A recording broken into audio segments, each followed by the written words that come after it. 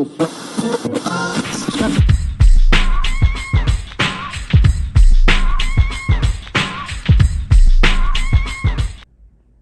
know it's been a while. I know it has been a while. Just allow me, all right? Just allow me a little bit. Shit's been going on. You know how it is. Pretty sure you've been busy too. You know you've been busy. You ain't got time to watch a comic book novice videos. You got work. You got shit to do. We all got shit to do. But we're back, all right? We're back. Just allow me. But what is going on, everybody? It is your boy, Contra Lad, aka a comic book novice, aka my grandma's favorite grandson, aka Bruce Gaines.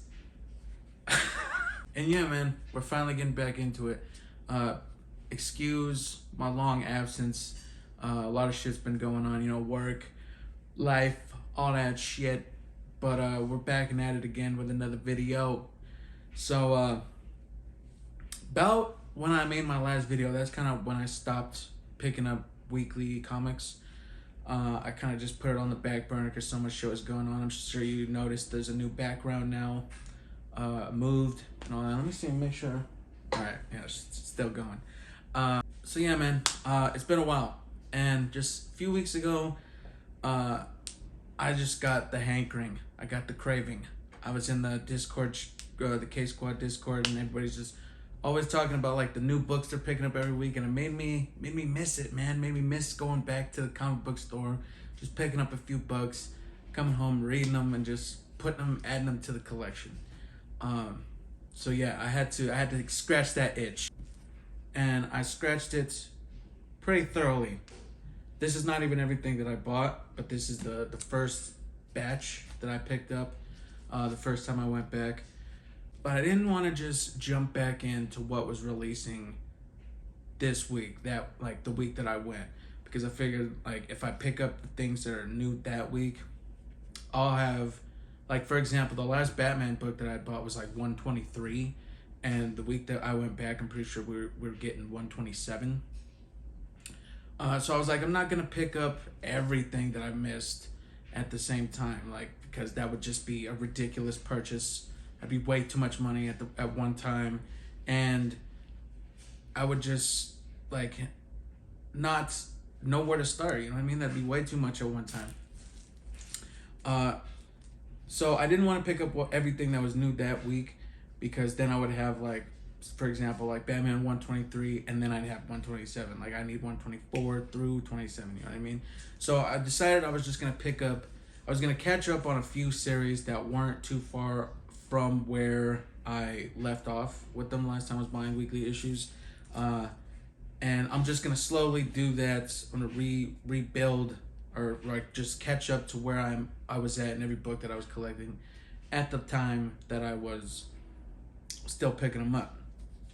And eventually we'll get back to current. I'll be current on everything, but that's probably gonna be a few weeks down the line. Because I'm only going one day a week. I go in there and I'll catch up on a couple series. This was the first bundle. Caught up on a few, started a new one or two, and I'm just gonna talk about them, man. Bam! Blood Syndicate. This was actually the first one that I wanted to get caught up on, man. I'm pretty sure the last time that I was buying comics, only #1 was out, and I had it, but I knew that more had come out since then. And when I saw them, I had to pick them up. Just off the strength of these covers alone, like that one, #1. This one's really sick. I really like that one. Yeah, and these I think Blood Syndicate is actually my favorite story that is going on in Milestone. Like, I've never read the old school Milestone comics. I know BJ's a really big fan of them, and like everybody that I've talked to doesn't really have a bad word to say about them. But I never read them. My whole exposure to to Milestone back in the day was watching the Static Shock TV show. But as I read through these, I think this is my favorite one that's going on in the Milestone like universe that we got, like Icon and Rocket, Static, Blood Syndicate. I know there's I think there's one more. Oh, and Hardware. Hardware? Hard. Out of all four of them, I think this is my favorite one so far. Because it's just like, it's like, I would definitely, like, if they made a movie out of this, I'd definitely go see that movie, like, day one. Because, like, this is, like, my favorite type of, storytelling. Like, I like the been away from home for a while, come back, see what's changed, like, type of story. I'm not gonna. I'm trying to not spoil anything, even though I'm pretty sure everybody's read these by now. But if you don't know, in the first issue, we get our main character, or one of our main characters. They come back from the war. They come back from overseas, and just seeing what's new in their neighborhood. They see that everybody's got powers now, or not everybody, but a lot of people have powers now, and they just go throughout. Like you see you see them like get pulled back into their like old way of living, like going back to their old friends and like their old hangouts and like their old gangs.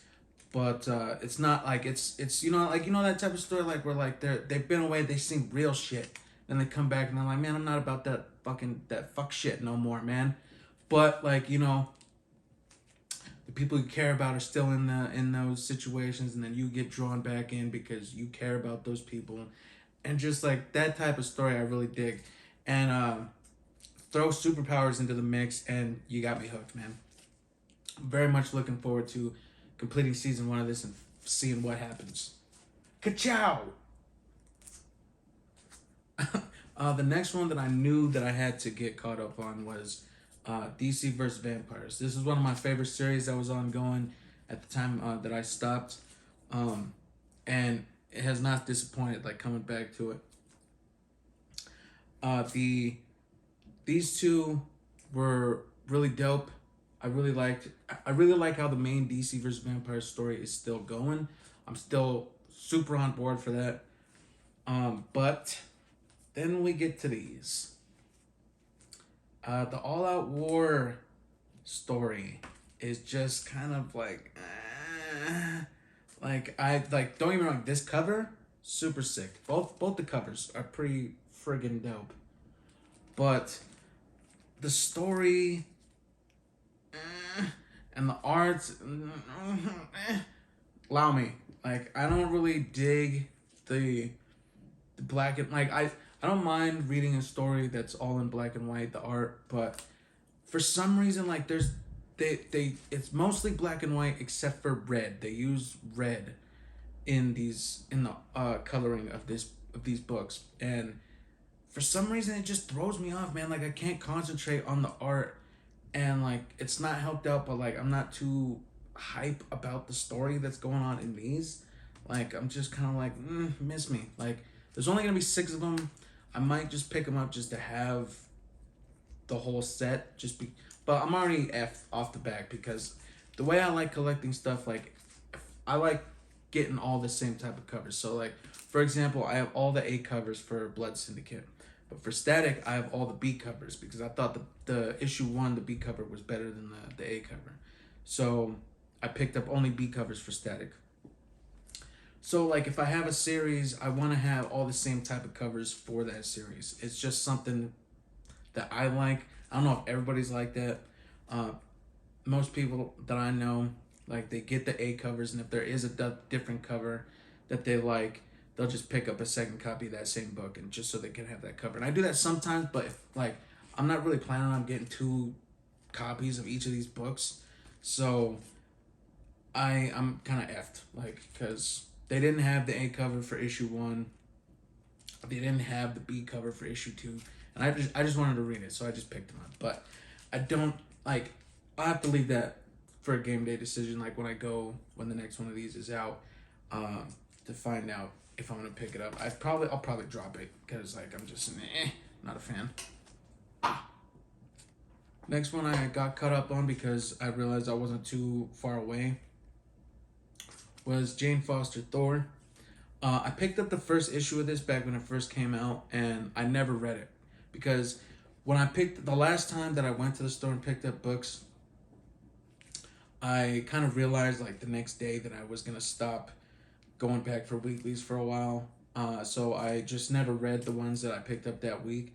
But I'm gonna say like the night before I went back to the comic book store this time, I read all those ones that I picked up last time, and the first issue of Jane Foster Thor was like actually one of my favorite ones that I read that I had gotten. Like I was like, damn, this is actually pretty damn good, and I did not have high hopes for it. I still haven't seen the new Thor movie. I'm probably gonna, but it's out on Disney Plus now, so I'm probably gonna watch that pretty soon. But if it's anything like these comic books, pretty sure I'm gonna like it. But yeah, you see in issue 1 like the whole like where, like why, like Jane gets Mjolnir, and we know Thor's in some trouble. She's got to figure out where he's at, what he's doing, how to go help him, and these did not disappoint, man. Like if you're not reading this and you're a Thor fan in any shape or form, you should pick these up. Like just, I'm pretty sure this is gonna be a limited series. I don't think this is gonna be a very long run. I want to say it's gonna be like 5-6 issues, but I'm not sure. Like I think something at the end of 3 made me think that, but I could be wrong. But I'm really digging it, man. If you're not reading these, pick it up. Comic Book Novice approved. Speaking of Thor, boom, you know I had to catch up on Banner of War, dude. This book was friggin' nuts, B. Like, damn. The whole Banner of War arc was just friggin' insane. Like, so much action, story dope as hell. The stuff that happens, like, I don't want to spoil anything too major, but you can kind of see by that cover. Thor becomes a freaking Hulk. Like, what? It was wild as hell, man. The way that it happens, like the way that they show like the Hulk, like when he gets to that level of anger, he like oozes gamma radiation and like pretty much infects everything around him, including people, like was wild as hell. The ending was dope as hell. Like it's crazy. It makes me wonder like shit, what is going on? What's gonna happen with Hulk next? Like I'm like after trying to read more than a few Hulk storylines, I always kind of liked them, but I never really found one that like really clicked. But I think the art in this one, forgive me if I'm saying his name, like not getting the name right, but the dude who did the art for Invincible is doing the art for these Hulk comics. Ryan Otley, I'm pretty sure is his name. But I loved his art in Invincible. I'm loving it in here, and I'm really excited to see what's next for both of these characters. Like, cause this whole arc was my jam. Boy. Next one I had to get caught up on was A Righteous Thirst for Vengeance. This was one of, if not my favorite comic that I was picking up at the time. Definitely my favorite indie book. These covers I really dig. Like, there's just like a little, gives you like a little, not preview, but like a little image, like little hint of something you're gonna see in the book itself. This is my first Rick Remender book, like my first Rick Remender series that I'm reading, and I can see why people dig him so much, man. Like, I really like this story. Like Skip, he's a big fan of Ice Cream Man, and fanatic, you might say. He got me to read it, got me to pick up the freaking Sunday edition, after never even reading Ice Cream Man. He talked about it so passionately and recommended it with like his highest honors, so I had to go out and just pick up the freaking best version I could find. But that's besides the point. What I said all that to say, as big of a fan as he is of Ice Cream Man, I am like that with this book. Like, I can't wait till this is collected in some form so that I can freaking just double dip and spend on it again, because I love this story. If you don't know what it's about, This guy, our main character right here, who I think kind of looks like Wong from Doctor Strange. Like, I'm not sure if it was intentionally designed to be him. Like, I feel like if they ever were to make a movie or a show about this, he'd be perfect for that part. But it's really good. Like, if you don't know what's about this guy, he finds like a hard drive or something that leads him to a dark web post about assassinations, like taking hits for money, and like he goes and like it just like he follows that thread. He pulls on that thread, and ends up getting in all kinds of shenanigans. Like he's not a killer, but he will kill your ass if you like. If you threaten him or the people he cares about, you got no problem taking your ass out.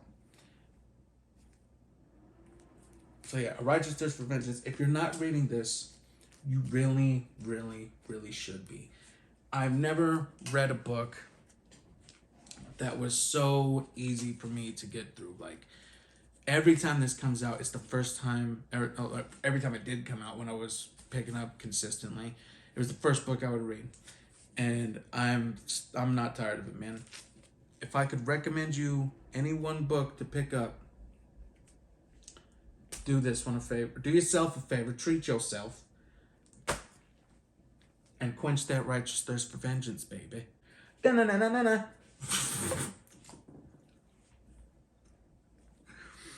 Alright, next one I got caught up. I Am Batman. Now, I Am Batman I have a love-hate relationship with. Because in the very beginning, I did not like it. The first like 2-3 issues, I'll take it up to like the first arc, like the first 6 issues. Like I was lukewarm, if you will, about this series.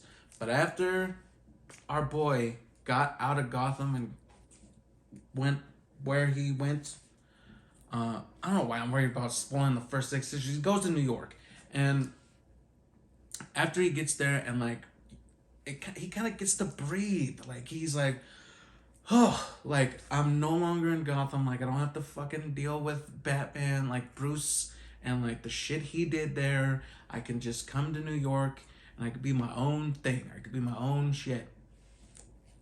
And it got sick after that. It's kind of funny because the dude at the comic book store, shout out to I Want More Comics, if you're ever in the Thornton area of Colorado, head over there, spend some money. You'll not regret it. They got a lot of dope shit in there. But anyways, the dude at the store, when he was ringing me up, he was like, hey man, do you like this I Am Batman book? Like fucking, he was like, what's the scoop?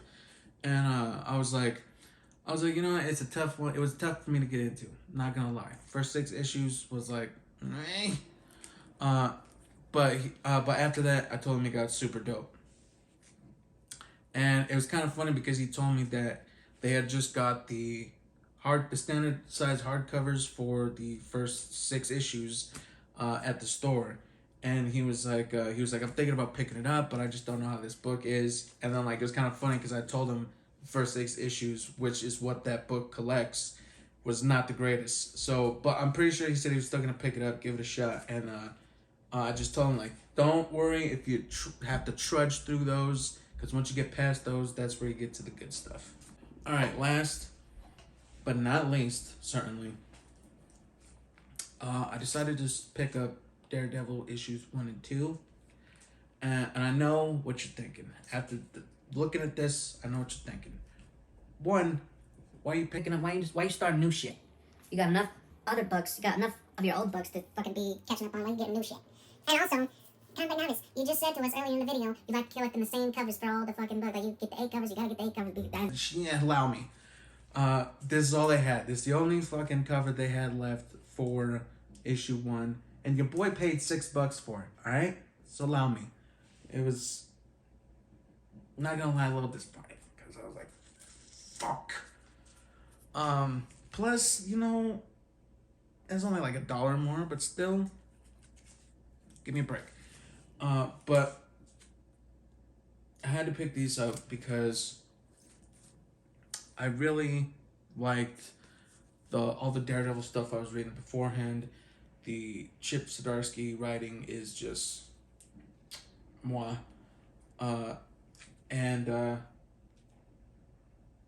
I just really wanted to continue the story, man. Like after Devil's Reign, I knew it was gonna be some shit, man. After that whole all those shenanigans happened, you knew that after that, Matt's gonna come out a little bit damaged. He's gonna come out swinging, if you will. And I was not disappointed, man. Like just seeing how Devil's Reign ended, like what happened with just the like who got and like what Matt has to do now that has happened. Like I said, I'm not spoiling nothing, but if you know, you know.